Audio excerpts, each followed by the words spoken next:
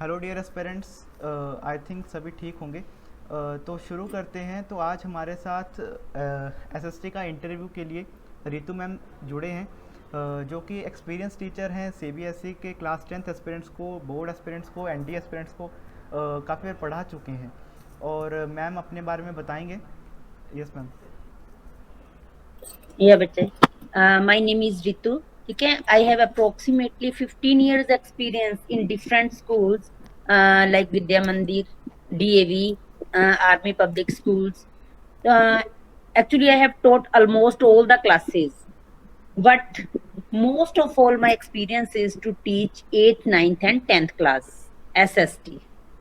Okay ma'am.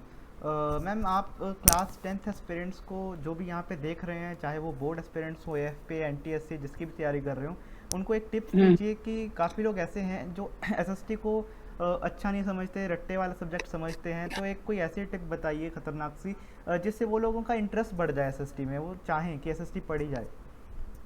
हाँ बेटा, first of all तो मैं ये बोलूंगी कि बच्चे तो भी बच्चे हैं ना। तो बच्चों का जैसे पेरेंट्स, हमारी लोकेलिटी जैसा माइंड सेटअप कर देती है, बच्चों का माइंड वैसे ही सेट हो जाता है।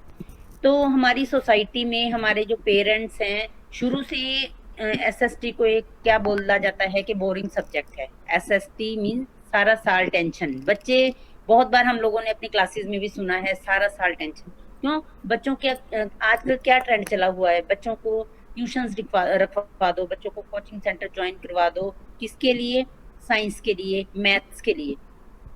एसएसटी को इक्वल वेटेज नहीं दी जाती। अगर एसएसटी को इक्वल वेटेज नहीं दी जाएगी तो बच्चों के 10th में जो रिजल्ट्स आएंगे, अगर एसएसटी में उनके मार्क्स कम रह जाएंगे तो डेफिनेटली मेरिट भी उनकी डाउन चली जाएगी।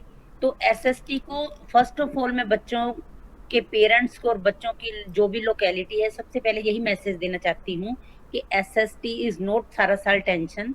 एसएसटी एक ऐसा सब्जेक्ट है जिसको अगर हम अपनी सोसाइटी के साथ रिलेट करके पढ़ेंगे तो जितना इंटरेस्टिंग सब्जेक्ट एसएसटी है उतना कोई भी इंटरेस्टिंग सब्जेक्ट नहीं है। ठीक है।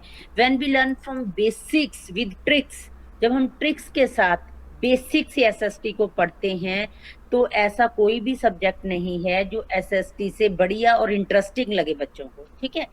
तो पहली बात तो ये है कि माइंड सेट करना है कि एसएसटी भी जरूरी है। क्यों जरूरी है? इसके को सबसे बड़ा कारण है कि आज हमारे चाहे कोई इंजीनियर हैं, चाहे कोई डॉक्टर्स हैं, चाहे किसी भी पोस्ट पर लोग बैठे हुए हैं, या तो वो शुरू से ही उनकी एसएसटी अच्छी हो, अदरवाइज उनको जब अगर उन्होंने एडमिनिस्ट्रेशन जॉब्स में आना हो या किसी कंपटीशन जॉब्स में आना हो, कंपटीशन क्लियर करना हो, तो उनको एसएसटी पढ़नी ही पड़ेगी।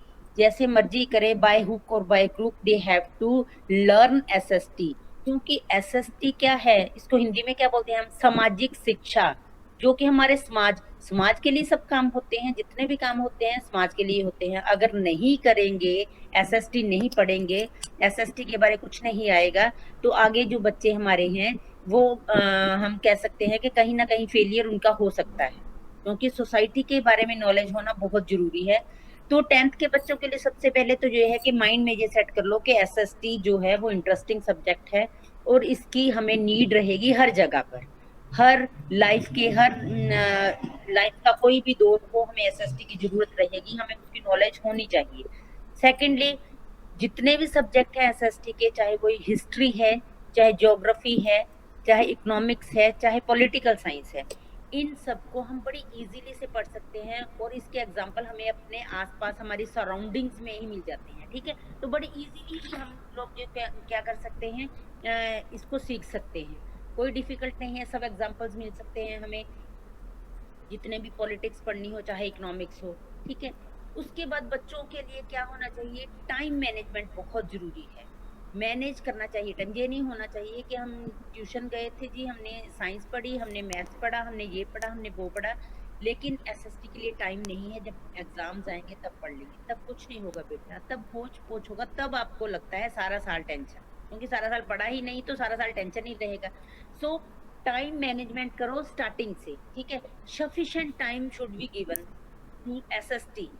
ठीक है। एसएसटी को भी उतना ही टाइम दो ज़्यादा उनसे ज़्यादा नहीं देना है, उनसे कम देना है, तो कम से कम आधा घंटा रोज़ पढ़ो, ठीक है? And always try to make short notes. अपना जो भी आप पढ़ते हो उसके शॉर्ट नोट्स बनाओ अपने हाथों से, खुद लिखो, खुद लिखा हुआ कभी भूलता नहीं है, ठीक है? और उसके बाद प्रैक्टिस करते रहो। एक टाइम पीरियड के बाद दोबारा से रिवीजन करो। और सबसे बड़ा जो रोल प्ले करता है हमारी एसएसटी में वो है मैथ्स, ठीक है?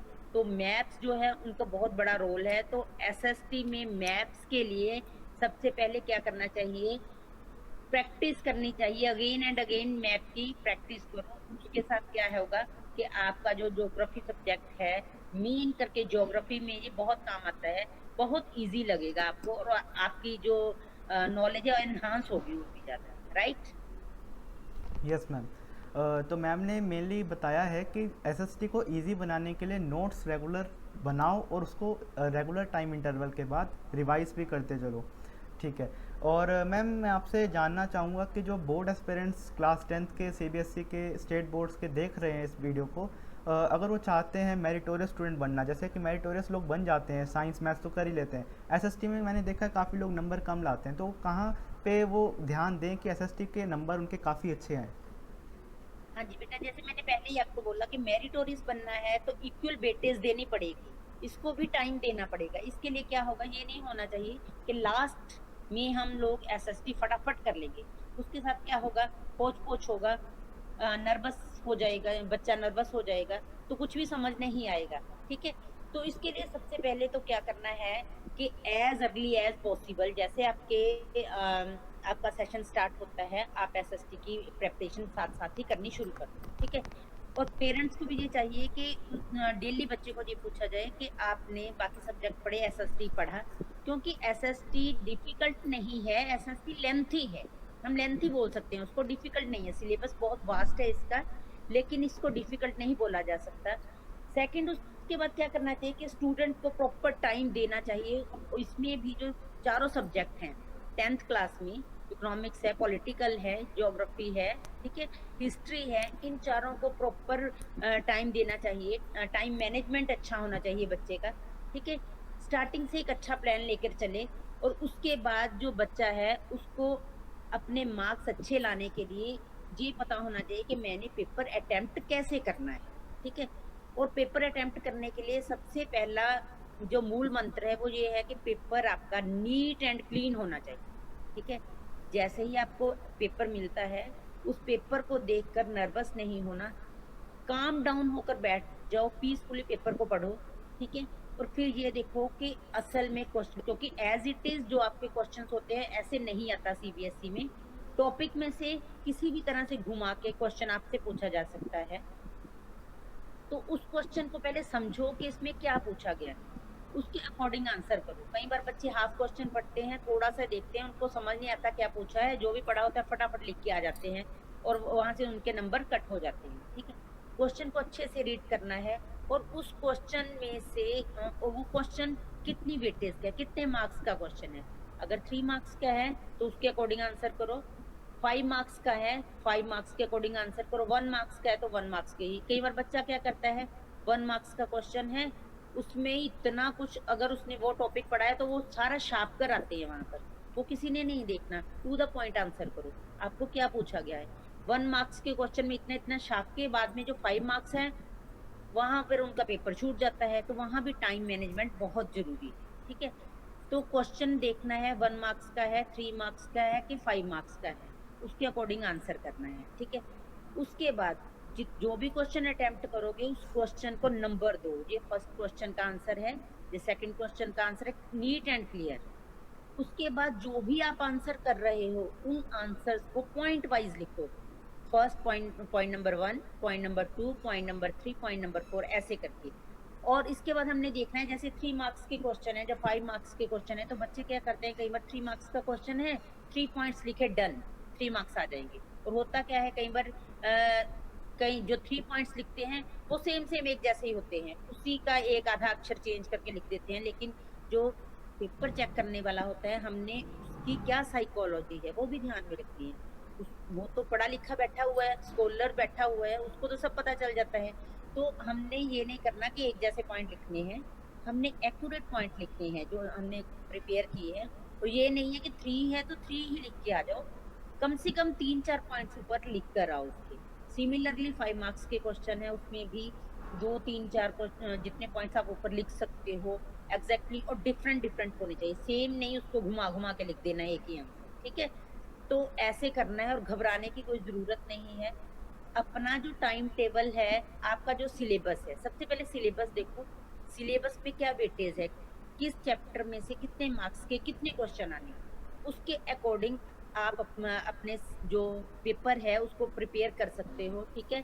5 मार्क्स के अगर आपको लगता है कि एक ही चैप्टर में से हमें, जैसे नेशनलिज्म इन इंडिया, सिलेबस में यही आएगा समझो हिस्ट्री में से, तो वहां से हमें 2 5 मार्क्स के क्वेश्चन आने हैं, तो वहां आपको चॉइस मिल जाती है, तो उसके अकॉर्डिंग आप प्रिपेयर करो, ठीक है।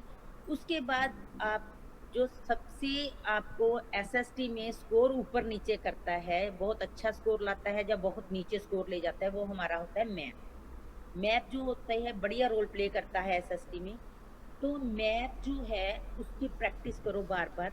मैथ का सिलेबस एक साइड पर लिख लो, ठीक है, मैथ्स लो और फिल करने शुरू कर दो।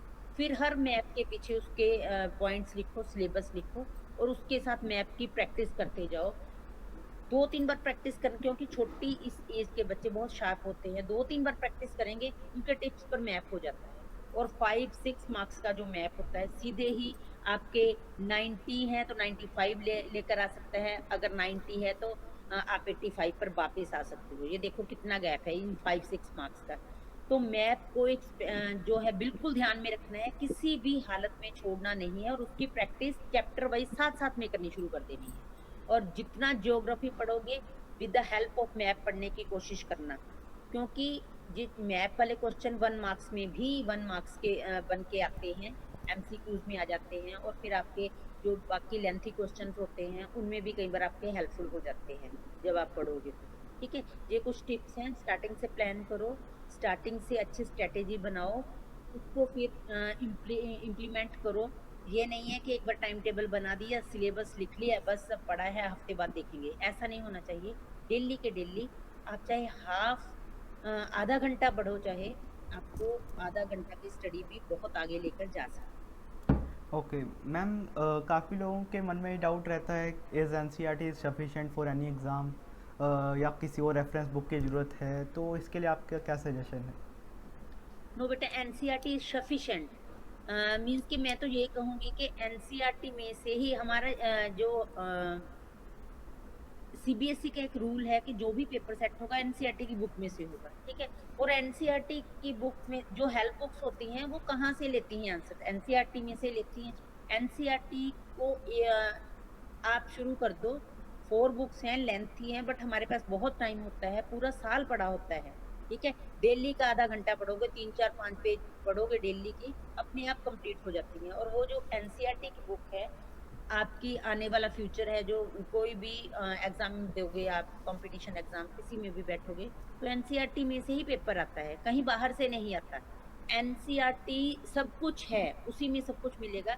बाकी तो कभी हम लोगों ने भी स्कूल में कभी हेल्प बुक मैंने तो कभी नहीं लगवाई, तो एनसीईआरटी थ्रू ही हम जाते हैं। और उसी, क्योंकि अब तो जो सिस्टम आ गया है, अब जो पेपर सेट करने का तरीका आ गया है, वो एनसीईआरटी में से ही सारा कुछ आता है। बिल्कुल भी एक भी क्वेश्चन आपको बाहर से कहीं से नहीं आता।